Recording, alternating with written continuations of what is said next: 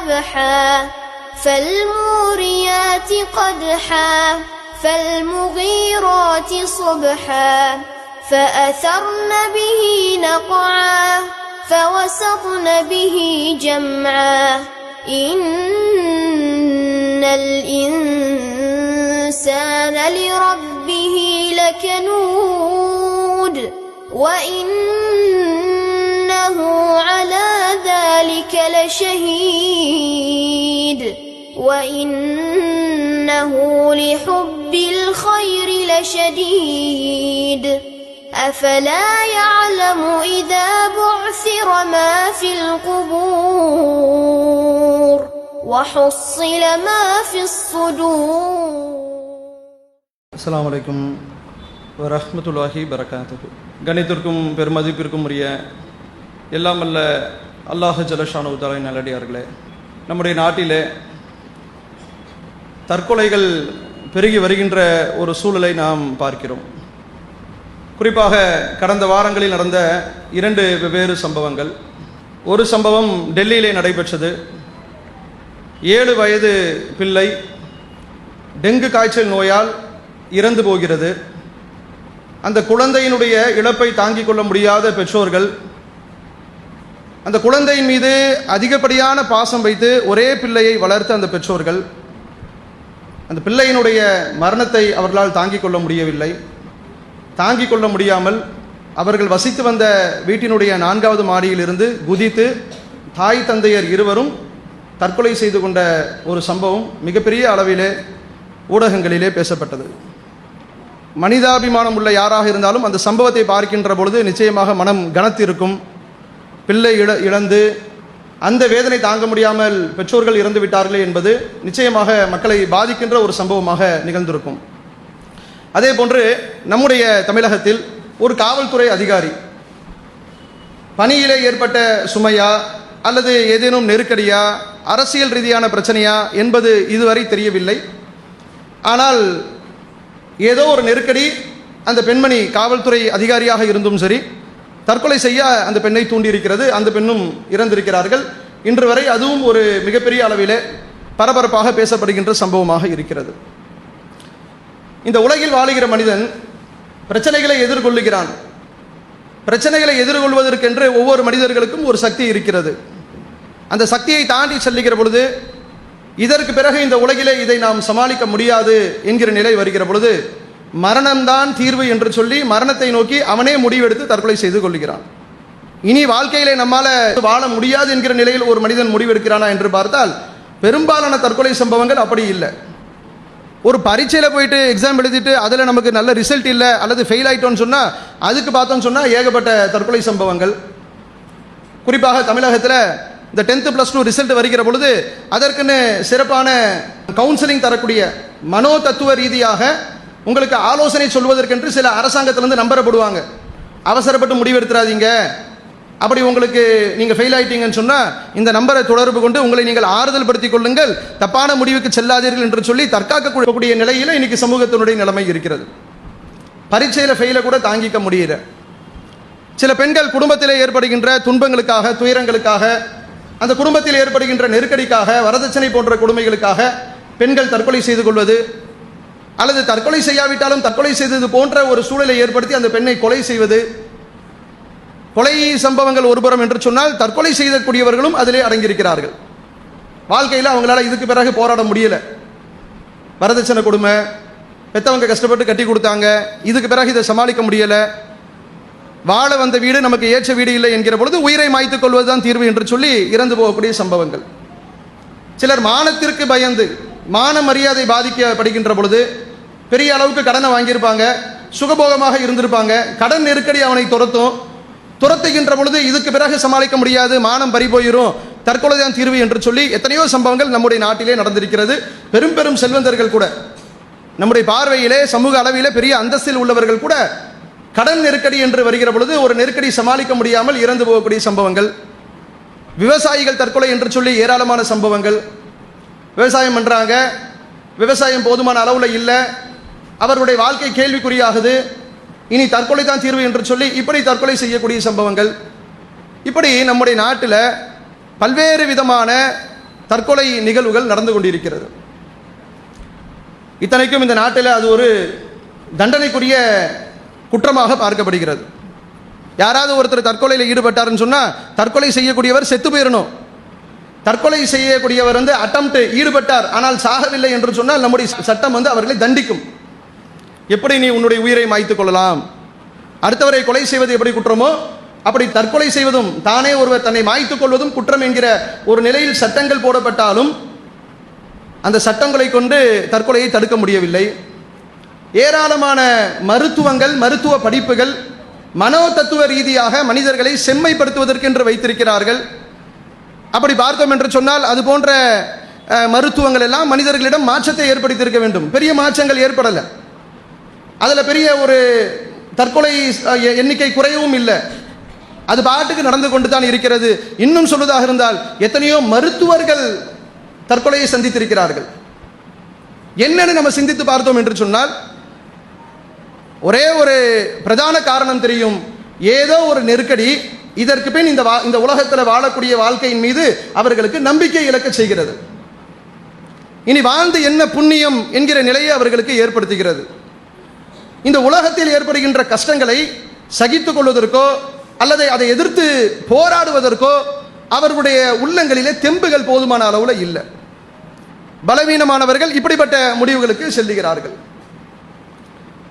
இஸ்லாமிய மார்க்கத்தை பொறுத்தவரையிலே இந்த மார்க்கம் என்பது நாம் மீண்டும் மீண்டும் மக்களுக்கு போதனைகள் வழியாக சொல்லுவோம், இது ஒரு வாழ்க்கை நெறி, வாழ்க்கை தத்துவம் என்று நாம் சொல்லுவோம்.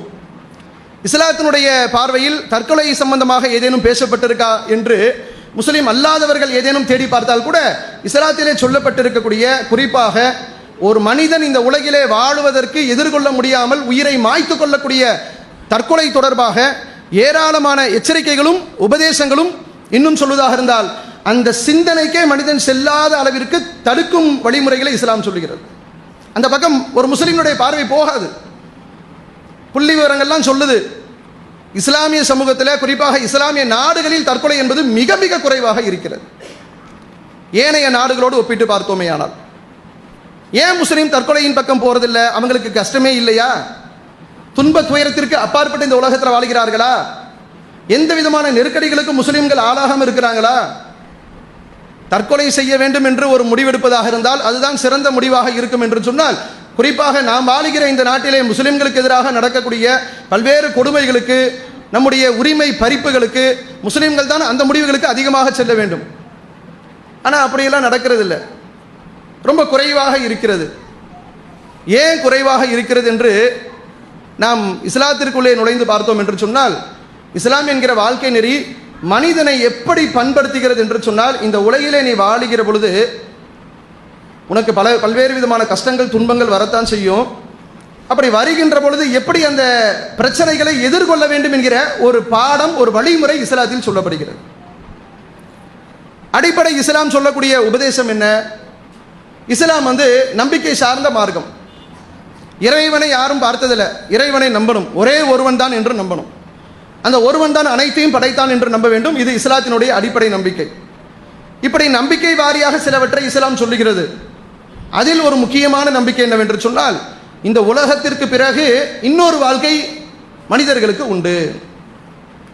அடிப்படையாக இஸ்லாம் இதை நம்ப சொல்லுகிறது. இந்த உலகம் என்பது உங்களுக்கு இலக்கு இல்லை, இந்த உலகம் என்பது உங்களுக்கு நிரந்தரம் இல்லை. ஒரு குறிப்பிட்ட காலம், குறைந்த காலகட்டம் வாழ்வதற்காக இறைவன் உங்களுக்கு ஏற்படுத்தி தந்திருக்கக்கூடிய ஒரு சின்ன வசதி வாய்ப்பு தான். குல்லு நஃப்ஸின் தாயிகத்துல் மவுத், திருக்குறானிலே அல்லாஹ் சொல்லி காட்டுறான், எந்த ஒரு ஆத்மாவாக இருந்தாலும், உயிராக இருந்தாலும் அது மரணிக்கக்கூடியது தான். இந்த உலகில் வாழக்கூடிய எந்த ஒரு மனிதனாக இருந்தாலும், எந்த ஒரு உயிராக இருந்தாலும் அது நிச்சயம் மரணிக்கும். மரணித்த பிறகு ஒரு வாழ்க்கை உண்டு என்று இஸ்லாம் சொல்லுகிறது. அந்த வாழ்க்கை எப்படிப்பட்டது என்று சொன்னால், இந்த உலகிலே மனிதன் கஷ்டப்பட்டான் என்று சொன்னால், இறைவனை பொருந்திக் கொண்டு இறைவனை சரியான முறையில் நம்பி இஸ்லாம் சொல்லக்கூடிய வழிமுறையில் தன் வாழ்க்கையை அவன் செலவழிப்பான் என்று சொன்னால், அந்த வாழ்க்கை அவர்களுக்கு சிறந்த வாழ்க்கையாக இருக்கும், சிறந்த தங்குமிடமாக இருக்கும். சொர்க்க சோலைகளில் அவர்கள் இருப்பார்கள். இங்கே மாதிரி 50-60 வருஷம் இல்லை, அந்த வாழ்க்கை என்பது நிரந்தரமாக அங்கே இருப்பாங்க. அங்கு அவர்களுக்கு எந்த விதமான நெருக்கடிகளோ, கஷ்டங்களோ, துயரங்களோ, துன்பங்களோ இருக்காது. மகிழ்ச்சி மட்டும்தான் அங்கே இருக்கும். அதெல்லாம் இந்த உலகத்தில் ஒரு மனிதன் மகிழ்ச்சி என்று எடுத்துக்கொள்கிறானே, அதெல்லாம் அந்த வாழ்க்கையோடு கம்பேர் பண்ணி பார்த்தோம்னு சொன்னால், சம்பந்தப்படுத்தி பார்த்தோம் என்று சொன்னால் ஒன்றுமே இல்லை இந்த உலக வாழ்க்கை. அப்படி ஒரு வாழ்க்கை இருக்கிறது என்று இஸ்லாம் சொல்லி காட்டுகிறது. அடிப்படையிலேயே இஸ்லாமியர்களுக்கு இப்படிப்பட்ட நம்பிக்கை விதைத்த காரணத்தினால உலகத்தில் ஏற்படக்கூடிய துன்பங்களை முஸ்லிம்களாக இருக்கக்கூடிய நாம் எப்படி எதிர்கொள்கிறோம் என்று சொன்னால், இந்த உலகத்தில் இப்படித்தான் இருக்கும், அப்படி இருக்கின்ற பொழுது இதை விட சிறந்த ஒரு வாழ்க்கை இருக்கு, இதுதான் நமக்கு முற்றிலும் முழுமையான வாழ்க்கையாக இருந்தால், இதுக்கு பிறகு ஒரு விசாரணையோ இதற்கு பிறகு ஒரு வாழ்க்கையோ அது பற்றி இஸ்லாத்தில் சொல்லப்படவில்லை என்று சொன்னால், இங்கும் தற்கொலைகள், உயிரை மாய்த்து கொள்ளக்கூடிய சம்பவங்கள் இருக்கும். இது ஒரு பெரிய வாழ்க்கையே இல்லைன்னு இஸ்லாம் சொல்லுது, ரொம்ப அற்பமாக சொல்லுது. திருக்குறானிலே அல்லாஹ் சொல்லி காட்டுகிறான், ஒமல் ஹயாத்து துன்யா இல்லா லஈபுன் வ லஹ்வுன் வ லத்தருல் ஆஹிரத்து ஹைருல் லில்லதீன யத்தகுன். இந்த உலக வாழ்க்கை விளையாட்டும் வீணும் தவிர வேறு இல்லை. அல்லாஹ்வை அஞ்சக்கூடிய மக்களுக்கு மறுமை வாழ்க்கை தான் சிறந்தது. அஃபலா தஅக்கிலூன், நீங்கள் சிந்திக்க மாட்டீர்களா? திருக்குறானிலே இஸ்லாம் சொல்லக்கூடிய அடிப்படையான உபதேசம் இதுதான். இது ஒரு அற்பமான வாழ்க்கை தான்ப்பா, ரொம்ப நிரந்தரமாக இருக்க போறதில்லை. பல்வேறு கஷ்டங்கள் துன்பத்திற்குத்தானே உயிரை மாய்க்கிறோம். தற்கொலை என்கிற ஒரு முடிவு எடுக்கிறோம், தற்கொலையே செய்யல, அந்த மாதிரி ஒரு முடிவுக்கு போறோம்னா அவர் அப்படி இங்க நிரந்தரமா இருந்துருவாரா? ஒரு மனிதனுக்கு இந்த உலகிலே விபத்து ஏற்படல, தற்கொலை செய்யவில்லை, அப்படி என்று சொன்னால் முதுமை வராதா? உயிர் பிரியாதா? மரணத்தை சந்தித்து தானே ஆக வேண்டும். நீ என்ன முடிவெடுக்கிறது? நீ முடிவெடுக்காவிட்டாலும் அது என்றோ ஒரு நாள் உன்னிடத்தில் சம்பவிக்கக்கூடிய ஒரு நிகழ்வு தானே. இப்படி ஒரு முடிவு எடுத்து விட்டோம் என்று சொன்னால் எப்படி அதிலிருந்து நீங்க விடுபட்டீர்கள் என்று நினைக்கிறீங்க? உங்கள் பிரச்சனைக்கு அது முடிவு என்று எப்படி நம்புறீங்க? மானத்திற்கு பயந்து உயிரை இழக்கக்கூடியவர்கள், நீங்கள் உயிரை இழந்த பிறகு உலகமெல்லாம் பேசப்படுது. ஏதோ ஒரு உங்களுடைய சுயமரியாதையை, உங்கள் குடும்பத்தினுடைய கௌரவத்தை பாதித்த ஒரு நிகழ்வு உங்கள் குடும்பத்தில் ஏற்பட்டு அதற்காக குடும்பமே தற்கொலை செய்து கொண்டால் இது முடிவு என்று நம்புறீங்க. ஆனால் அதற்கு பிறகு அடுத்த நாள் என்ன? எல்லா பத்திரிகையிலையும் எழுதுறான், எல்லா டிவிலையும் பேசுறான். நீங்கள் இறப்பதற்கு முன்பு என்ன நிலைமை உங்கள் குடும்பத்திற்கு ஏற்பட்டதோ அதை விட மிக மோசமான நிலைமைக்கு உங்கள் குடும்பத்தை நீங்கள் ஆளாக்கி விட்டு செல்கிறீர்கள். என்ன உங்களுடைய மானம் காப்பாற்றப்பட்டது? ஒண்ணும் இல்லை. இந்த உலகத்தில் ஏதாவது ஒரு விஷயத்தை ரொம்ப இவங்க ஆசைப்படுவாங்க. ஆசைப்பட்டது எதிர்பார்த்த மாதிரி வாழ்க்கை கிடைக்கலன்னா கூட உயிரை மாய்ச்சிக்கிறது. இஸ்லாம் எப்படின்னா, முதல்ல அடிப்படையில் இதற்கு பிறகு மேலே ஒரு வாழ்க்கை இருக்கு, அதான் சிறந்த வாழ்க்கை, அதை நம்புங்கன்னு சொல்லுது. அதைத்தான் நிரந்தரமான வாழ்க்கை என்று முஸ்லீம்கள் நம்பக்கூடிய நேரத்தில் உலகத்தில் ஏற்படக்கூடிய துன்பங்களை கஷ்டங்களை சரி இதுக்காக போட்டு ஏன் அப்படின்னு ஒரு முடிவுக்கு வந்துடுறாங்க. உயிரை மாய்க்கக்கூடிய நிலைமைக்கு போறதில்லை. அடுத்தது என்ன பயிற்சி இஸ்லாம் கொடுக்குதுன்னு கேட்டால், உலகத்தில் வாழுகிற பொழுது இஸ்லாம் சொல்லக்கூடிய உபதேசம், உங்களுக்கு துன்பங்களும் துயரங்களும் வரத்தான் செய்யும். இறைவன் உங்களை இந்த உலகத்தில் சோதிப்பான். ஒரு குறைந்த காலத்தை கொடுத்திருக்கிறான்ல, அந்த காலம் எதற்காக கொடுக்கப்பட்டது என்றால், நிரந்தரமாக நீங்கள் அனுபவிக்க இருக்கக்கூடிய சொர்க்கத்தை நீங்கள் பெற வேண்டும் என்றால் இந்த உலகத்தில் நீங்கள் எழுதக்கூடிய பரீட்சையிலே நீங்கள் பாஸ் ஆக வேண்டும். அதுக்கான சில சோதனைகளை உங்களுக்கு கொடுப்போம். பண கஷ்டத்தை கொடுப்பேன், பிள்ளை இல்லாமல் குழந்தை பாக்கியத்தை இல்லாமல் ஆக்குவேன், நீங்கள் உங்களுடைய உள்ளம் எதை விரும்புகிறதோ விரும்புகிற ஒன்றை உங்களுக்கு தரமாட்டேன். அப்ப மனசில் ஒரு விதமான பாதிப்புகள் வரத்தானே செய்யும், துன்பங்கள் வரத்தானே செய்யும், கவலைகள் வரத்தானே செய்யும். அந்த கவலைகளை எல்லாம் உங்களுக்கு நான் ஏற்படுத்துவேன். மனிதன் அந்த இறைவனிடம் உதவி தேடி அவனை எந்த அளவிற்கு நம்பி இருக்கிறான் என்கிற ஒரு சோதனை இதில் அடங்கி இருக்கிறது. அவனுக்கு தரக்கூடிய கஷ்டங்களை எந்த அளவிற்கு அவன் சகித்துக் கொள்கிறான், பொறுத்துக் கொள்கிறான். என் இறைவன் எனக்கு இதை ஏற்படுத்தி தந்திருக்கிறான் சொல்லிட்டு எவ்வளவு தன்னுடைய மனதை அதற்காக தயார்படுத்திக் கொள்ளுகிறான் என்கிற ஒரு சோதனை இஸ்லாம் இதில் அமைத்து தந்திருக்கிறது. முஸ்லிம்கள் நம்ப வேண்டிய நம்பிக்கையில் இது ஒரு முக்கியமான நம்பிக்கை.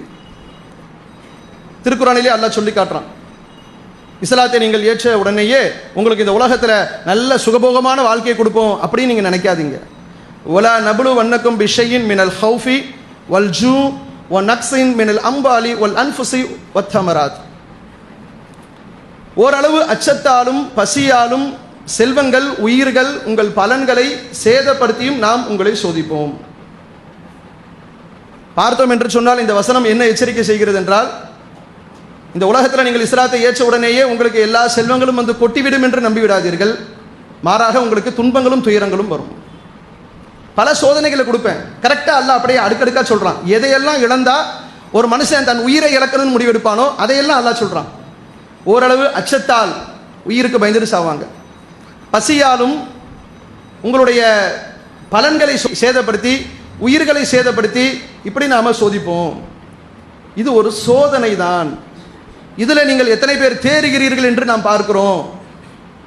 ஒரு குழந்தை இறந்த உடனேயே பெற்றோர்கள் என்ன முடிவெடுக்கிறாங்கன்னா, தான் பெற்றெடுத்த பிள்ளை 7 ஆண்டு காலம் தன்னுடைய மடியிலே கைகளிலே தவழ்ந்த பிள்ளை, இதை வளர்ப்பதற்காக பெற்றெடுப்பதற்காக நம்ம எவ்வளவு பாடுபட்டிருப்போம். நம்முடைய வாழ்க்கையே இந்த குழந்தை தானே, இதுவே போன பிறகு எனக்கு என்ன என்ற முடிவுக்கு பெற்றோர்கள் வந்து விட்டார்கள், உயிரை மாய்த்து விட்டார்கள். இஸ்லாமிய உபதேசம் என்ன செய்கிறது என்றால், இதெல்லாம் உங்களுக்கு கொடுப்பேன், கொடுக்கிற போது நீங்கள் எப்படி அதை பொறுத்துக் கொள்கிறீர்கள், பஷரி சாபிரின், அதை நீங்கள் சகித்துக் கொள்வீர்கள் என்று சொன்னால் அந்த நாளினுடைய மறுமை நாள் இருக்க, அந்த நாளினுடைய சொர்க்கம் என்கிற சுப செய்தி உங்களுக்கு இந்த உலகத்திலே கொடுத்துருவோம். யாருக்கு துன்பத்தையும் துயரத்தையும் கொடுக்கிற பொழுது அதை யார் சகித்துக் கொள்கிறார்களோ அப்படிப்பட்டவர்களுக்கு சொர்க்கம் குறித்த சுப செய்தியை பெற்றுக்கொள்ளுங்கள். பொறுமை, சகிப்புத்தன்மை இஸ்லாம் ரொம்ப வலியுறுத்தி சொல்லும். ஒரு முஸ்லிம் கடைபிடிக்க வேண்டிய பண்புகளிலேயே ரொம்ப சிறந்த, உன்னதமான, உயர்ந்த பண்பு எது என்று சொன்னால், உலகத்தில் ஏற்படுகின்ற துன்ப துயரங்களை சகித்துக் கொள்வது, பொறுத்துக் கொள்வது. அப்படியே அதை நினைச்சு நினைச்சு கவலைப்பட்டு மனநோய்க்கு ஆளாகி, அதனால நம்மால் நம்முடைய குடும்பத்தார்கள் பாதிக்கப்பட்டு அந்த நிலைமைக்கு இஸ்லாம் விடல. இதெல்லாம் வரும்பா, தயாரா இருந்துக்க, முன்னெச்சரிக்கை. முன்னெச்சரிக்கை உபதேசம் இருக்கிற பொழுது அதுதான் வருணி, அல்லாவே படைச்சவனே சொல்லிட்டானே, அவன் ஒன்றை சொன்ன பிறகு அதற்கு மாற்றமாக எப்படி நான் எதிர்பார்க்கிறது? முடிஞ்சு போச்சு. அப்ப தற்கொலை உயிரை மாய்ப்பதற்கு அவசியம் இல்லை. அல்லாஹ்வுடைய தூதர் ஸல்லல்லாஹு அலைஹி வஸல்லம் சொல்றாங்க, ஒருவர் இஸ்லாத்தை ஏற்கிறார், பையத்து செய்கிறார். யார ரசூலல்லாஹ், இறை தூதரவர்களே, இஸ்லாத்தை நான் ஏற்றுக்கொள்கிறேன் என்று அவனுடைய கரங்களை பிடித்து இஸ்லாத்தை ஏற்கிறார். அப்ப என்ன செய்யணும்? அந்த காலகட்டம் என்பது இஸ்லாத்திற்குள்ளே மக்கள் வருவதே குறைவான எண்ணிக்கை தான். அப்படி ஒரு நெருக்கடியான காலகட்டம். சொந்த ஊரிலே இஸ்லாத்தை கடைபிடிக்க முடியாத நிலை அன்றைய காலத்தில் இருந்தது என்று சொன்னால் எப்படி நெருக்கடி இருந்திருக்கும்? அந்த நேரத்தில் வரும்பொழுது அப்ப அவங்களை என்ன செய்யணும்? இஸ்லாத்துக்கு வரீங்களா, கொஞ்ச நாள்ல பெரிய ஆட்சி அதிகாரம் வரப்போகுது, நம்ம ஆட்சியை பிடிச்சிடலாம், கொஞ்சம் நீங்க பொறுமையா இருங்க, பெரிய அளவுக்கு நமக்கு வளம் வரும், செல்வம் வரும், ஆட்சி வந்துட்டா உங்களுக்கு பெரிய அளவுக்கு நாங்கள் கவனிப்போம் இப்படின்னு சொல்லி, இன்னைக்கு ஒன்றும் இல்லை நாளைக்கு வரலாம், வந்தால் அவங்களை பெரிய அளவுக்கு நாங்கள் கவனிக்கிறோம் என்று சொல்லி மக்களை தக்க வைக்கணும்ல. அல்லாஹ்வுடைய தூதர் எப்படி சொன்னாங்கன்னா, இஸ்லாத்தை நீங்கள் ஏற்றுக்கொண்டால் உயரமான இடத்திலிருந்து, மேடான இடத்திலிருந்து பள்ளத்தை நோக்கி எப்படி தண்ணீர் வேகமாக ஓடி வருமோ அப்படி உங்களுக்கு துன்பங்களும் துயரங்களும் சோதனைகளும் வரும் என்று சொன்னார்கள். அவர் உள்ள வரும்பொழுதே எதிர்பார்த்துட்டு வராருன்னு சொன்னா, அல்லாஹ்வுடைய தூதர் அவர்களே சொல்லிட்டாங்க, இஸ்லாத்தை நான் ஏற்பதின் காரணமாக துன்பம் துயரத்திற்கு நான் ஆளாகுவேன், அந்த துன்பங்களையும் துயரங்களையும் நான் சகித்துக் கொள்வேன் என்று சொன்னால் எனக்கு சொர்க்கத்தை தவிர வேறு பரிசு இல்லை. அடிப்படையில் சொர்க்கத்தினுடைய ஆவலை, பேராவலை அதிகம் ஏற்படுத்துது இஸ்லாம். அந்த வாழ்க்கையை ரொம்ப எதிர்நோக்கி இருங்க. உங்களை மரணம் சம்பவிக்கும், விசாரணை நாள் இருக்கு, இந்த நாளினுடைய வாழ்க்கைக்கு ஏற்றவாறு உங்களுக்கு சொர்க்கம் நரகம் தரப்படும், சொர்க்கத்திற்கு நீங்கள் தயாராகுங்கள் என்று சொல்லி நல்ல காரியங்களை செய்ய இஸ்லாம் ஆர்வம் ஊட்டுது. அந்த சொர்க்கத்தை ஆசைப்படக்கூடியவர்களுக்கு அதை நீங்கள் பெற வேண்டும் என்று சொன்னால் உலகத்தில் கஷ்டம் வரதான் செய்யும். அப்படி கஷ்டம் வரும்போது உடனே நொந்து போயிடாதீங்க, வாழ்க்கையில விரக்திக்கு போயிடாதீங்க. என்னடா தொழுது தொழுது அல்லாஹ்விடத்தில் கேட்கிறோம், ஒன்றும் நடக்க மாட்டேங்குதே, அது வரக்கூடாது. அது விரக்தியினுடைய நிலை, அது இஸ்லாத்தில் கிடையாது. இதெல்லாம் வரத்தான் செய்யும் என்று சொல்லி இஸ்லாம் அப்படியே அவர்களுக்கு அறிவுரையின் மூலமாக பண்படுத்துது. கஷ்டம் துன்பம் வரத்தான் செய்யும், வருகிற துன்பங்களை, ஏற்படுகின்ற துன்பங்களை நீங்கள் சகித்துக் கொள்ளுங்கள், பொறுத்துக் கொள்ளுங்கள். அப்ப இது ஒரு வழிமுறை. இஸ்லாத்திலே துன்பங்களும் துயரங்களும் கஷ்டங்களும் இந்த உலகிலே வரத்தான் செய்யும், உலகம் உங்களுக்கு நிரந்தரமான வாழ்க்கை இல்லை என்று சொல்லி இப்படி ஒரு அறிவுரையின் மூலமாக இறை நம்பிக்கை கொண்ட முஸ்லிம்களை இஸ்லாம் பண்படுத்துது. அதனால தற்கொலை என்கிற நிகழ்வுகள் இங்கு ரொம்ப ரொம்ப குறைவாக இருக்கிறது. அடுத்தது என்னன்னு கேட்டா, இஸ்லாத்தினுடைய நம்பிக்கையில இன்னொரு முக்கியமான நம்பிக்கை, விதியை நாம் நம்ப வேண்டும். விதி என்கிற ஒரு நம்பிக்கை இஸ்லாத்திலே சொல்லப்பட்டு இருக்கிறது. 6 அடிப்படையான நம்பிக்கைகளில் ஒன்று விதியின் மீது நாம் நம்பிக்கை வைப்பது. என்ன விதியின் மீது நம்பிக்கை என்று சொன்னால், இந்த உலகத்தில் ஏதாச்சும் ஒரு துன்பம் ஏற்பட்டால், ஏதேனும் ஒரு மரணம் ஏற்பட்டு விட்டால், ஏன்னா மனிதன் அதிகமாக பாதிக்கப்படுவது மரணத்தின் இழப்பில் போதுதான். தான் நேசிக்கக்கூடிய ஒருவர் இந்த உலகத்தில் இறந்து விட்டார் என்று சொன்னால் அந்த இழப்பை இன்னைக்கு இருக்கக்கூடிய மக்களால் எதிர்கொள்ள முடியல, அதுதான் அவர்களுக்கு பெரிய துன்பமாக துயரமாக இருக்கிறது. இஸ்லாம் விதியை என்கிற ஒரு கான்செப்டை வைக்குது.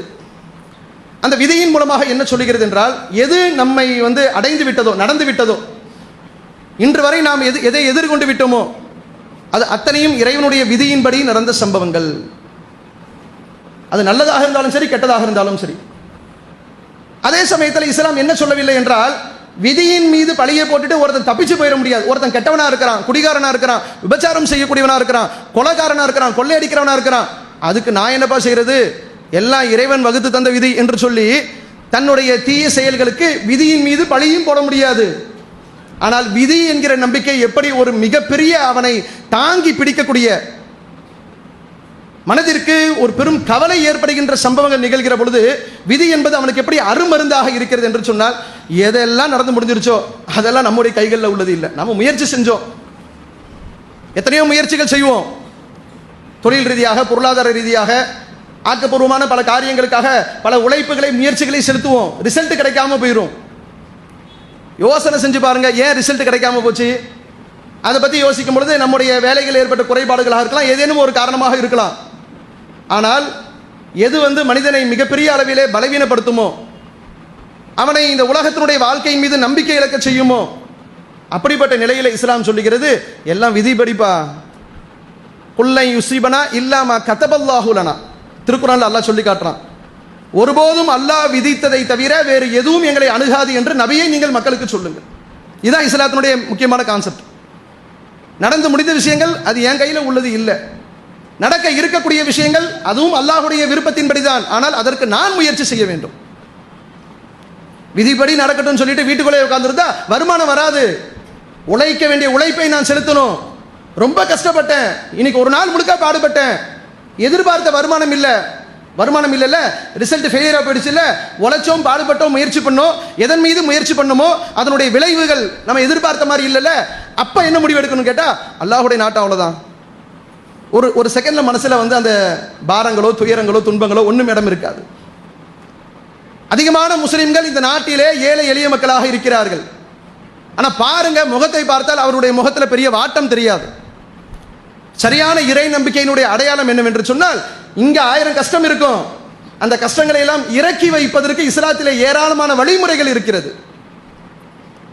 என்ன நடந்தாலும் சரி, என்னை அப்படியே உலுக்கி எடுக்கக்கூடிய சம்பவங்களாக இருந்தாலும் சரி, அந்த சம்பவத்திற்கு பிறகு நான் ஏன் வாழ வேண்டும் என்கிற நிலைக்கு என்னை தள்ளக்கூடிய சம்பவங்களாக இருந்தாலும் சரி, இஸ்லாம் என்ன சொல்லுது, குல்லை யுஸிபனா இல்லாமா கதபல்லாஹு லனா, நான் என்ன செய்யறது, அல்லாஹ் விதிச்சது தானே, அல்லாஹ் இப்படி தான் நாடி இருக்கிறான், சரி ஹைர், அல்லாஹ் அதுல நன்மை வச்சிருப்பான். இந்த வார்த்தைகளை முஸ்லிம் சமுதாய மக்களுக்கு மத்தியில் அதிகமாக பார்க்கலாம். என்ன என்ன சொல்லுது இஸ்லாம் இதன் மூலமாக, நீ நாளை உள்ள சம்பவத்திற்கு முயற்சி பண்ணு. எந்த சம்பவங்கள் உன்னை தாண்டி போயிடுச்சோ, கடந்து போய்விட்டதோ, அது நீ விரும்பாத சம்பவங்களாக இருக்கலாம், நீ எதிர்பாராத சம்பவங்களாக இருக்கலாம், கொஞ்சம் கூட எதிர்பார்த்திருக்க மாட்டோம். சொல்லுவாரு, நல்லா நடமாடிக்கிட்டு இருந்தாங்க வாப்பா, கடைக்கு போனாங்க, வியாபாரம் பார்த்தாங்க, எல்லாம் செஞ்சாங்க, ஒரு சின்ன நோயோ ஒரு உபாதைகளோ எதுவுமே இல்லை, வந்தாங்க படுத்தாங்க, மௌத்தா பிரிச்சு, கொஞ்சம் கூட நாங்கள் எதிர்பார்க்கல. இப்படி எதிர்பாராத சம்பவங்கள் விபத்தின் மூலமாகவோ ஒரு குடும்பத்தாருடைய மரணத்தை அடைகின்ற பொழுது அந்த சம்பவங்கள் தான் ஒரு மனிதனை அதிகமாக பாதிக்கும். இஸ்லாம் சொல்லுகிறது, அல்லாஹ்வுடைய நாட்டம், நம்ம என்ன செய்யறது, போய்கிட்டே இருக்க வேண்டியதான். போய்கிட்டே இருக்கும்போது கூட இஸ்லாம் சொல்லுகிறது, அது போன்ற துக்கம் உங்களுக்கு ஏற்பட்டால், மரணத்திற்கு நிகரான துக்கம் இல்லை, அப்படி ஒரு துக்கம் ஏற்பட்டா கூட 3 நாளைக்கு மேல அது வேண்டாம், அதுல இருந்து விடுபடு. உங்களுக்கு ஏராளமான கடமை இருக்கு, பொறுப்பு இருக்கு. ஒரு உயிர் போயிடுச்சுன்னு சொல்லிட்டு அதிலே உன்னுடைய வாழ்க்கையை நீ போட்டு நாசமாக்கிறாத, அதுல இருந்து விடுபட்டு வெளியே வா. அல்லாஹ்வுடைய தூதர் ஸல்லல்லாஹு அலைஹி வஸல்லம் சொல்றாங்க, மரணத்திற்கு நிகரான ஒரு நிகழ்வு உங்களுக்கு ஏற்பட்டால், கவலை ஏற்பட்டால் 3 நாட்களுக்கு மேல் நீங்கள் அந்த துக்கத்தை நீங்கள் வெளிப்படுத்த வேண்டாம். 3 நாளைக்கு நல்லா அழுதுக்கங்க, அந்த பிரிவுக்காக அந்த குமுறலை எப்படி காட்டணுமோ காட்டிக்கங்க. அதிலையும் இஸ்லாம் வரம்புகளை வைத்திருக்கிறது. ஒப்பாரி வைக்கக்கூடாது, சட்டையை கிழிச்சிக்க கூடாது, கிறுக்குத்தனமான வேலைகளை, அறிவுக்கு எதிரான வேலைகளை செய்யக்கூடாது. வேதனை வெளிப்படுத்துவது என்பது என்ன, தப்பான வார்த்தைகளை சொல்லி சபிக்கக்கூடிய விதமாக, இறைவா உனக்கு கண் இல்லையா, அந்த மாதிரி கூட போயிடக்கூடாது. அதுலேயும் கட்டுப்பாடு, அதுலேயும் நெறிமுறை. ரொம்ப கண்ட்ரோலை நீ லூஸ் பண்ணிடாத, இழந்துடாத, பக்குவமா இருந்துக்க. 3 நாள், 4வது நாள் உன்னுடைய அன்றாட அலுவலுக்கு நீ தன்னால வந்துரு, பண்படுத்தும். அப்ப விதி என்கிற ஒரு நம்பிக்கையை ஏற்படுத்தி இஸ்லாம் இப்படி நம்மளை பண்படுத்துகிறது. பார்த்தீங்கன்னு சொன்னா அவ்வளவு அழகான வழிமுறைகள். உலகில் மனிதன் எதன் மீது நம்பிக்கை இழந்து உயிரை மாய்த்துக் கொள்வானோ அதற்கு இஸ்லாமிய மார்க்கத்திலே இடம் கிடையாது. மறுமையினுடைய நம்பிக்கையை ஏற்படுத்துகிறது. இந்த உலகிலே கஷ்டங்களுக்கு உங்களுக்கு வரத்தான் செய்யும், வருகிற பொழுது அதை நீங்கள் சகித்துக் கொள்ளுங்கள் என்று சொல்லி சகிப்புத்தன்மையை அதிகமாக ஊட்டி வளர்க்கிறது. அப்படி சகிப்புத்தன்மையோடு வளரக்கூடியவர்கள் ஏதேனும் தாங்க முடியாத இழப்புகளை ஏற்பட்டால் அல்லாஹ்வுடைய விதியின்படி நடந்து போச்சு, நம்ம என்ன செய்ய முடியும் என்று சொல்லி விதியின் மீது நம்பிக்கை வைக்க சொல்லுது. இப்படியாக இஸ்லாம் மனிதர்களை பண்படுத்துகிறது. இந்த பண்படுத்துதல் எந்த நிலைமைக்கு முஸ்லிம் சமுதாயத்தை உருவாக்குகிறது என்று சொன்னால், அதற்கு அழகான சான்றை முன்வைக்க வேண்டும் என்று சொன்னால் ஒரு நிகழ்வை சொல்ல முடியும். இன்னைக்கு நாம எதையெல்லாம் மேற்கோள் காட்டணுமோ, மனிதன் தற்கொலை செய்வதற்கு என்னென்ன சம்பவங்கள் காரணமாக இருக்கிறது என்று மேற்கோள் காட்டணுமோ, அதை தாண்டி இன்னொரு சம்பவமும் நடக்குது. அவன் ஒரு கட்சியில இருந்து, கட்சியினுடைய தலைவர் சிறை பிடிக்கப்பட்டார். ஒண்ணும் இல்லை, ஏதாவது மோசடி பண்ணியிருப்பாரு, ஊழல் பண்ணியிருப்பாரு, சட்ட நடவடிக்கை எடுக்கும், அரெஸ்ட் பண்ணி உள்ள கொண்டு போயிட்டா, என் தலைவனை எப்படி பிடிக்க போச்சுன்னு சொல்லிட்டு மண்ணெண்ணெய் ஊத்திக்கிட்டு கொளுத்திட்டு சாகுறான். என்னன்னு கேட்டா, தலைவர் மீது அப்படி ஒரு பக்தி, அப்படி ஒரு தலைவர் விசுவாசியா இருந்தாரு, விசுவாசத்தை வெளிப்படுத்திட்டாரு. எப்படி வெளிப்படுத்தினாரு? ஊத்திக்கிட்டு எரிச்சுக்கிட்டு கரிஞ்சு கறிக்கட்டையா போய் வெளிப்படுத்திட்டார். தலைவர் உடனே போடுவார் உத்தரவு, எனக்காக யாரும் உயிரை மாய்த்து கொள்ள வேண்டாம், உயிரிழந்த குடும்பங்களுக்கு கட்சி நிதியிலிருந்து இவ்வளவு வழங்கப்படும் அப்படின்னு சொல்லுவாங்க. இதுல நிறைய பேர் அவனா கொளுத்திக்கிட்டுலாம் போறதில்ல. டே நீ சும்மா போயிட்டு எண்ணெயை ஊத்து, என்னதான் தலைவன் உள்ள அரெஸ்ட் ஆயிட்டான், நாட்டில் ஒரு பரபரப்பே இல்லாம இருக்கு, நீ சும்மா மண்ணெண்ணையை ஊத்திக்கிற மாதிரி செய்யி, நாங்க உன்னை தடுத்துறோம் சொல்லிட்டு கொளுத்தி விட்டு வந்துருவாங்க. அப்படி சம்பவமும் நடக்கும். ஆனாலும் தலைவர்களுக்காக உயிரை மாய்த்து கொள்ளக்கூடிய சம்பவங்கள், தலைவர் இறந்து விட்டால் நிறைய நடந்திருக்கு. நம்ம நாட்டிலே பெரிய பெரிய தலைவர்கள் இறந்த சம்பவத்தின் பொழுது அடுத்த நாள் பத்திரிகையில பாத்தீங்கன்னு சொன்னா, அங்க இறப்பு, இங்க இறப்பு, இங்க இறப்புன்னுவான். உண்மையிலே சில பேர் இறக்கவும் செய்யறான். சில பேர் என்ன முடியாம செத்து போயிருப்பான், அவனெல்லாம் இந்த லிஸ்ட்ல சேர்த்துறது. சேர்த்துட்டா எண்ணிக்கை கூடும்ல. ஓ, தலைவருக்காக 300 பேர் இறந்துட்டாங்களா, ஒரு பெரிய கணக்கை சொல்லலாம்ல, இப்படி கணக்கில் சேர்க்கிறது. இஸ்லாமிய மார்க்கம் இவ்வளவு அழகான வழிமுறை சொல்லி இந்த தற்கொலை கலாச்சாரத்தை சமுதாயத்திலிருந்து, இஸ்லாத்திலிருந்து நீக்கி இருக்கிறது. அது எப்படிப்பட்ட ஒரு சிறந்த ஒரு சான்றை விட்டு வைத்திருக்கிறது என்று சொன்னால், நீ உலகத்தில் யாரை தலைவன் என்று சொல்றியோ அதெல்லாம் உண்மையான பக்தி விசுவாசத்தில் உள்ள தலைவன் இல்லை. இந்த தேர்தலில் ஒரு கட்சியில் இருக்கிறான், அடுத்த தேர்தலில் பார்த்தா 3 கட்சி மாறி போறான். என்னடா விசுவாசம்? விசுவாசம்னா என்ன இருக்கணும்? ஆரம்பத்திலிருந்து என்ன பெரிய கட்சி கிளப்பு வந்தாலும் சரி, அதெல்லாம் அந்த கட்சியை விட்டு போக மாட்டேன். எப்படிப்பட்ட கொள்கை அப்படி நிக்கணுமா இல்லையா? ஒரு கொள்கையும் இல்லை. நாம பார்த்த அரசியல் கட்சிகள கொள்கை இல்லாத காரணத்தினால உலகத்துல சில ஆதாயத்துக்காக போய் சேர்றானா, வேற இடத்துல பெரிய ஆதாயம் கிடைச்சா போயிடுறான். இப்படி நீ இதுக்கு நீ தலைவனுக்கு பக்தியை காட்டுற. நபிகள் பெருமானா ஸல்லல்லாஹு அலைஹி வஸல்லம் அவர்களை இந்த உலகத்தில் வாழக்கூடிய கோடான கோடி மக்கள், இறை நம்பிக்கையாளர்கள், உத்தம இறை தூதரை எங்களுடைய வழிகாட்டி தலைவராக நாங்கள் ஏற்றுக்கொண்டிருக்கிறோம். இன்னைக்கு முகமது நபி ஸல்லல்லாஹு அலைஹி வஸல்லம் அவர்களுக்கு சின்ன இழுக்கை ஏற்படுத்தும் விதமாக ஒரு கார்ட்டூனை வெளியிட்டா, ஒரு திரைப்படத்தை வெளியிட்டோம் என்று சொன்னால் உலகத்தில் இருக்கிற அனைத்து முஸ்லிம்களும் கொந்தளிக்கிறார்கள். நீங்க பத்திரிகை எடுத்து பாத்தீங்கன்னு சொன்னா கார்ட்டூனுக்குனே சில இடத்தை ஒதுக்குவான், அதுல எல்லா தலைவர்களையும் போடுவாங்க. சமுதாயத்தில் எந்த விதமான ஒரு சின்ன ரியாக்ஷன் கூட இருக்காது. நபிகள் நாயகத்தை பத்தி நம்ம நாட்டில் எழுத மாட்டான், எங்கேயோ டென்மார்க் மாதிரியான ஒரு நாடுகள்ல ஒரு சின்ன கார்ட்டூனை வரைந்தால் கூட முஸ்லிம் சமுதாயம் பொறுத்துக் கொள்வாது. நபிகள் நாயகத்தினுடைய கண்ணியத்தை பாதிக்கிற மாதிரி பேசினால் முஸ்லிம் சமுதாயம் பொறுத்துக் கொள்ள மாட்டார்கள். உலகத்தில் இருக்கிற பிற சமூக மக்களை விளங்கி வச்சிருக்கிறாங்க. முஸ்லிம்களுக்கு இந்த இறை தூதர் முகமது நபியை பத்தி பேசினால் பொறுத்துக் கொள்ள மாட்டார்கள். குர்ஆனை பத்தி பேசினா பொறுத்துக்க மாட்டான், நபிகள் நாயகத்தை பத்தி பேசினா பொறுத்துக் கொள்ள மாட்டான். அப்படிதானே? அந்த நிலை உண்டாகி இருக்கா இல்லையா? உயிருக்கு உயிராக நேசிக்கிறோமா இல்லையா? உன் தலைவன் மீது நீ காட்டக்கூடிய பக்தி இருக்கிறதே, அது உண்மையில் பக்தி இல்லை. முகமது நபியின் மீது முஸ்லிம்கள் வைத்திருக்கக்கூடிய அந்த விசுவாசம் இருக்கிறதே, அந்த நம்பிக்கை இருக்கிறதே, அந்த அன்பு நேசம் இருக்கிறதே, அது ஒப்பில்லாத நேசம், உண்மையான நேசம். உண்மையிலே உயிரை கொடுப்பதற்கு முஸ்லிம்கள் தயாராக இருப்பார்கள். இப்படி இறை தூதர் 14 நூற்றாண்டுகளுக்கு முன்பு வாழ்ந்தவர்கள். இன்னைக்கு வாழக்கூடிய சமுதாயம் அல்லாஹ்வுடைய தூதரை பார்த்ததில்லை. நீ உன் தலைவன் மீது பக்தி வர வேண்டும் என்று சொன்னால் படத்தை வச்சுக்கிட்டு, சிலையை வச்சுக்கிட்டு, இதான் தலைவன் காட்டினா தான் அவனுக்கு பக்தியே வருது. நாங்கள் அல்லாஹ்வுடைய தூதரை பார்க்கவில்லை, எப்படி இறை தூதர்கள் இருப்பார்கள் எங்களுக்கு தெரியாது. அப்படி இருந்தும் இவ்வளவு நேசத்தில் இருக்கிறோமே. 14 நூற்றாண்டுகளுக்கு முன்பே நபிகள் பெருமானா ஸல்லல்லாஹு அலைஹி வஸல்லம் அவர்கள் மரணித்தார்கள். அந்த மரணத்திற்காக ஒரே ஒரு உயிர் கூட இஸ்லாமிய சமூகத்தில் பிரியவில்லை. அதான் இறை நம்பிக்கை, அதான் இஸ்லாம் இந்த சமுதாயத்தை பார்த்து எடுத்திருக்கக்கூடிய ஒரு அழகான வழிமுறை. ஒரு தலைவனுடைய இழப்பு சாதாரண ஒரு குடும்பத்தில் உங்க பிள்ளை மீது இருக்கக்கூடிய பாசத்தை விட உண்மையிலே ஒத்துக்கொள்ள வேண்டும். முஸ்லிம்களாக இருக்கக்கூடிய நாங்கள் நபிகள் நாயகம் ஸல்லல்லாஹு அலைஹி வஸல்லம் அவர்கள் மீது வைத்திருக்கக்கூடிய பாசம் அளவுக்கு அதிகமான பாசம். அப்படி பாசமுள்ள இறை தூதர் இறந்த அந்த காலகட்டத்தில் இன்னைக்கு நம்முடைய நேசமும் அன்று நபி தோழர் நேசமும் சமமா இருந்திருக்குமா? அவர்கள் எப்படி நேசித்தார்கள்? இறை தூதரை விட்டு பிரிய கூட மாட்டாங்க. கொஞ்ச நேரம் அல்லாஹ்வுடைய தூதரை விட்டு பிரிய மனம் இல்லாத நபி தோழர்கள், ஆனாலும் உயிரை இழக்கல.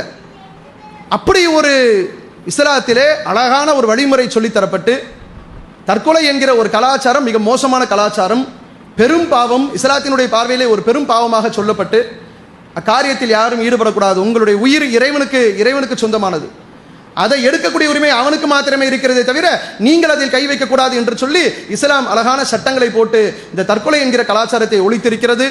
மனித குலம் சிறந்த முறையில் இந்த உலகத்திலே வாழ்வதற்கு மனித குலத்திற்கு ஏற்ற வழிமுறை என்பது இஸ்லாமிய மார்க்கத்திலே சொல்லப்பட்டிருக்கிறது என்பது இந்த தற்கொலை கலாச்சாரம் பெருகி வரக்கூடிய இந்த காலகட்டத்திலே இஸ்லாத்தினுடைய உபதேசங்கள் எவ்வளவு அற்புதமான உபதேசங்கள் என்பதை நம்மால் புரிந்து கொள்ள முடிகிறது. இந்த இஸ்லாமிய மார்க்கத்தினுடைய சட்டத்திட்டங்களை இஸ்லாமிய சமுதாயம் ஒழுங்குற கடைபிடித்து ஈருலகிலும் வெற்றி பெற வேண்டும் என்று கேட்டு நிறைவு செய்கிறேன். அல்ஹம்துலில்லாஹி ரப்பில் ஆலமீன். அஸ்ஸலாமு அலைக்கும் வரஹ்மத்துல்லாஹி வபரகாத்துஹு. அன்பார்ந்த சகோதர சகோதரிகளே, நேற்று தினம் உலகம் முழுவதுமாக பெரும்பாலான பகுதிகளில் இறைவன் நமக்கு வழங்கியிருந்த 2 பெருநாட்களில் ஒரு பெருநாளான தியாக திருநாளை நாம் கொண்டாடினோம். இந்த பெருநாளை பொறுத்தவரையிலும் அந்த ஒரு நாள் மாத்திரமல்ல, அதற்கு அடுத்து வருகின்ற பிறை 11, 12, 13 ஆகிய 3 நாட்களும் ஐயாமுல் தஷ்ரீக் என்று சொல்லப்பட்ட பெருநாட்களுடைய தொடர்ச்சி நாட்கள், உண்டு மகிழ வேண்டிய நாட்கள் என்று அல்லாஹுடைய தூதரவர்கள் சொல்லியிருக்கிறார்கள். இன்னும் இந்த 3 நாட்கள் தொடர்ந்து கொண்டிருக்கிறது.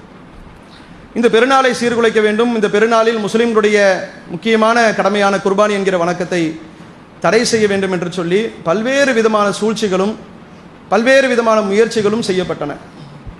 ஏனைய சமூகத்தினுடைய அவர்களின் நம்பிக்கை, அவருடைய வழிபாட்டிற்கு எதிராக வாய் திறக்காத சமூகங்கள், உலகத்திலே சிறந்த ஒரு வழிகாட்டியாக ஒரு மார்க்கமாக இருக்கக்கூடிய இஸ்லாத்தினுடைய ஒரு வழிமுறைக்கு எதிராக, அதிலும் உணவுக்காக அறுக்கப்படுகின்ற விலங்குகள், காரணமும் சொல்லப்படுகிறது, ஏதோ இரத்தங்களுக்காகவோ மாமிசத்திற்காகவோ அது வெட்டப்படவில்லை, வெட்டப்படுவது இறையச்சத்தை வெளிப்படுத்துவதற்காக, அந்த உணவை நீங்கள் ஏழைகளுக்கு கொடுத்து நீங்கள் அந்த நன்மையை பெறுங்கள் என்று சொல்லப்பட்ட காரணம் சொல்லப்பட்ட ஒரு கடமையை நிறைவேற்றுகின்ற போது கூட அதற்கு பல்வேறு விதமான இடையூறுகளை செய்தார்கள். அல்லாஹுடைய உதவியை கொண்டு அது போன்ற எந்த விதமான நிலையும் ஏற்படாத அளவிற்கு தமிழக அளவிலே நாம் தற்காத்து கொண்டோம். அந்த முயற்சி தோல்வியில் அடைஞ்சிருச்சா, அடுத்து என்ன செஞ்சிட்டாங்கன்னா, நேற்றைய தினம் முஸ்லிம்கள் வாழுகிற பெரும்பாலான இடங்களில் பெரும் பகுதிகளிலே மின்வெட்டை ஏற்படுத்தி விட்டார்கள். பெருநாள் தினம் என்று சொன்னால் மின்சாரம் இல்லாமல் ஒரு வேளையும் நடக்காது. மின்சாரம் என்பது நம்முடைய வாழ்க்கையிலே அத்தியாவசியமான ஒன்றாக ஆகிவிட்டது. அது கொஞ்சம் நமக்கு பாதிப்பை என்று சொன்னால் கூட மற்ற காலகட்டங்களிலேயே, பண்டிகை தினம் வேண்டாம், சாதாரண காலகட்டங்களிலேயே மின்வெட்டு என்று சொன்னால் மனிதனுடைய இயல்பு வாழ்க்கை பெரிய அளவிலே பாதிக்கப்படும்.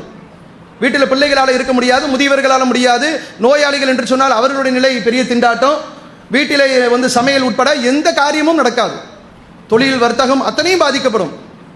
அப்படி உள்ள காலகட்டங்கள், சாதாரண நாட்களில் இவ்வளவு பாதிப்பு என்று சொன்னால், பண்டிகை காலங்களில் முஸ்லிம்களுடைய பெருநாள் என்று நன்று தெரிந்திருந்தும் கூட, அரசு விடுமுறை என்று அறிவித்திருந்த போதும் கூட, இந்த நாளிலே நாம் மின்வெட்டை ஏற்படுத்தினோம் என்று சொன்னால் இஸ்லாமிய சமூகத்திற்கு பாதிப்பு என்று தெரிந்திருந்தும் கூட, ஏதோ நம்மால் முடிந்த பாதிப்பை ஏற்படுத்துவோம் என்று சொல்லி மின் வாரியம் முஸ்லிம்களுக்கு எதிராக, குறிப்பாக நேற்றைய தினத்திலே இவ்வளவு பெரிய மின்வெட்டை ஏற்படுத்தி தஞ்சை, கரூர், தருமபுரி பல மாவட்டங்களில் அவ்வளவு ஒரே போன். நேற்று பெருநாள் தொழுகை முடித்த பிறகு மக்கள் எல்லாம் போனை போட்டுட்டு ராமநாதபுரத்திலிருந்து போன் அடிச்சு சொல்றாங்க, நாங்கள் மின்வாரியத்தை முற்றுகிட போறோம், முஸ்லிம்கள்லாம் கொதிச்சு போயிருக்கிறாங்க, நேற்று இரவிலிருந்து எங்களுக்கு மின்சாரம் இல்லை, அவ்வளவு பெரிய பாதிப்பை ஏற்படுத்தி விட்டார்கள் என்று சொல்லி மக்கள் எல்லாம் பெரிய கோபத்திலும் கொந்தளிப்பிலும் ஆளாக்கக்கூடிய நிலைமைக்கு நம்மை சீண்டி பார்ப்பதும், நம்முடைய பொறுமையை சோதிக்கும் விதமாக இவர்கள் நடந்து கொள்வதும், குறிப்பாக பெருநாள் தினத்திலே இது போன்ற காரியங்களே இவர்கள் அரங்கேற்றுகிறார்கள்.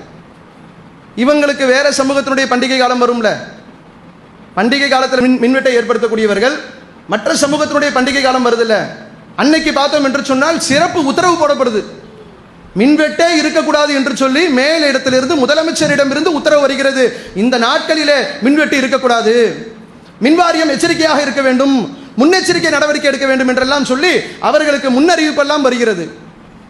ஆனால் முஸ்லிம்களுடைய பண்டிகை என்று சொன்னால் வழிபாட்டில் தலையிடுவோம், உங்கள் கடமையை செய்ய விடமாட்டோம், அதை நம்மால் தடுக்க முடியாவிட்டால் கூட உங்கள் பண்டிகைகளை, கொண்டாட்டங்களை, உங்கள் மகிழ்ச்சிகளை நாங்கள் பாதிக்கும் விதமாக, சீர்குலைக்கும் விதமாக ஏதோ எங்களால் முடிந்த காரியத்தை செய்வோம் என்பது போல இந்த மின்வெட்டை இவர்கள் அரங்கேற்றிருக்கிறார்கள். 3 மணி நேரம் 4 மணி நேரம் தொடர் மின்வெட்டு உள்ள ஊர்களில் பெருநாள் தினத்திலும் மின்வெட்டு செஞ்சிருக்கிறாங்க. கேட்டா 4 மணி நேரம் மின்வெட்டு என்பது எங்களுக்கு அரசு உத்தரவு, எங்களால் மீற முடியாது, இன்னைக்கு பண்டிகை நாளாச்சே அதெல்லாம் எங்களுக்கு சொல்லப்படலை, எல்லா நாளையும் வெட்ட சொல்லிட்டாங்க என்று சொல்லி நம்முடைய பொறுமையோடு இந்த அளவுக்கு விளையாடி கொண்டிருக்கிறார்கள். நாம் முஸ்லிம் சமூகம் மிக கடுமையாக அரசாங்கத்திற்கு எச்சரிக்கையாக நாங்கள் சொல்லிக் கொள்கிறோம். தொடர்ந்து இஸ்லாமிய சமூகத்தினுடைய உணர்வுகள் பாதிக்கப்படும் விதமாக எங்களுடைய பண்டிகை, எங்களுடைய நம்பிக்கை, எங்களுடைய வணக்க வழிபாடு, எங்களுடைய இறை இல்லம் தொடர்பான விஷயங்களிலே தொடர்ந்து அரசாங்கம், காவல்துறை, அரசு துறைகள் எல்லாம் அத்துமீறி நடந்து கொண்டிருக்கிறது. இது ஆரோக்கியமானது அல்ல. முஸ்லிம் சமுதாயத்தினுடைய பொறுமையான இந்த நிலையை நீங்கள் ஏமாளித்தனம் என்று எண்ணிக்கொள்ளாதீர்கள். இஸ்லாமிய சமூகம் இதற்கு எதிரான ஒரு கடும் நடவடிக்கையிலே நாங்கள் ஈடுபட்டோம் என்று சொன்னால் அரசாங்கத்திற்கு நாளை ஆட்சியை பிடிக்கக்கூடியவர்களுக்கு கடுமையான பாதிப்பு, நெருக்கடி ஏற்படும் அளவிற்கு முஸ்லிம் சமூகம் நடந்து காட்டும்.